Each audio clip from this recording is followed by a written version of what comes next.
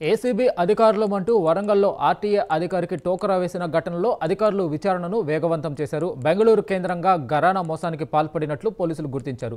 Bank లావాదేవీల ఆధారంగా బెంగళూరులో నిందితులు ఉన్నట్లు తెలుస్తుంది. ముగ్గురు వ్యక్తులు కలిసి కార్మికుల ఫోన్లతో బెదిరింపులకు పాల్పడినట్లు పోలీసులు అనుమానిస్తున్నారు.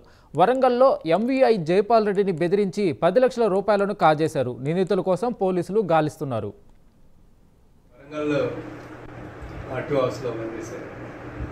Motor vehicle inspector Jaipal Reddy sir ఇప్పుడు మహబూబాలో పనిచేస్తున్నారు.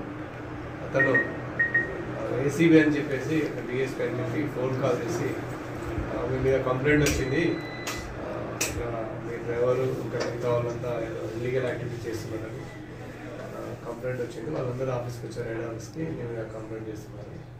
మరి ఎందుకు రిటైర్మెంట్ దగ్గరలో ఉన్నావు కదా, ఎందుకు ఇదంతా సెటిల్ చేసుకోమని చెప్పేసి ఇతన్ని మాట్లాడటం, బెదిరియటం, కన్విన్స్ చేయడం, అలాంటి చేయడం వల్ల ఇతను కూడా నిజంగానే ఏసీబీ ఆఫీసర్ అని అనుకొని కొంత అమౌంట్ ట్రాన్స్ఫర్ చేయడం జరిగింది. మళ్ళీ అట్లా 3 దఫాలుగా ఇంచుమించు దాదాపు ఒక 10 లక్షల రూపాయల అమౌంట్ని వాళ్ళ డిఫరెంట్ అకౌంట్స్కి ఫోన్పే ప్లస్ అకౌంట్ ట్రాన్స్ఫర్ చేయడం జరిగింది. తర్వాతకి 1 వీక్ తర్వాత అతను ఈ జరిగిందని అంతా నిజం, ఫస్ట్ నిజమే ఏసీబీ ఆఫీసర్ అని అనుకుంటాడు.